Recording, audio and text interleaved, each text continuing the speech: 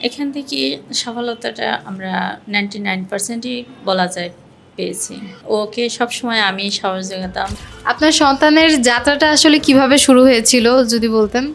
যখন আমরা জানতে পারি তখন এর বাবার মোবাইলে ডিএনএ যায়। তারপর সেখান থেকে আমরা অ্যাপ্লাই করি। অ্যাপ্লাই করা থেকে এখানে ক্লাস করানো হয়। ক্লাস করানো থেকে ভালো একটা রেজাল্ট আসে। আচ্ছা, এই ভালো রেজাল্টের পিছনে কি আসলে এডিটিউন কতটুকু সাহায্য করেছে? এখানে টিচাররা কেমন? এখান থেকে সফলতাটা আমরা 99%ই বলা যায় পেয়েছি। আর ওর রেজাল্ট শুনে আপনার কেমন অনুভূতি ছিল যদি বলতেন? আমার অনুভূতি খুব ভালোই ছিল। ওকে সবসময় আমি সাহস যোগাতাম। মাঝখানে যখন ও আ হয়েছিল বৃত্তির ডেট চেঞ্জ করে ফেলাইছে, তখনও খুব করছে, ভয় পাইছে। তখন মানে বলতাম যে, "তুমি পারবা। যেহেতু তোমাকে এডিটিয়ান থেকে শিটগুলা দেওয়া হয়েছে, তুমি ওইগুলাই বেশি করো, তাইলেই তুমি পারবা।" এরপর এই থেকেই আরকি ও সাহস পেয়েছে।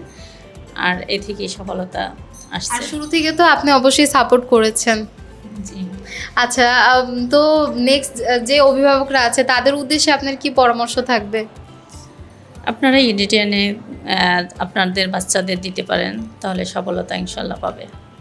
Thank you so much ma'am আমাদের সাথে যুক্ত হওয়ার জন্য।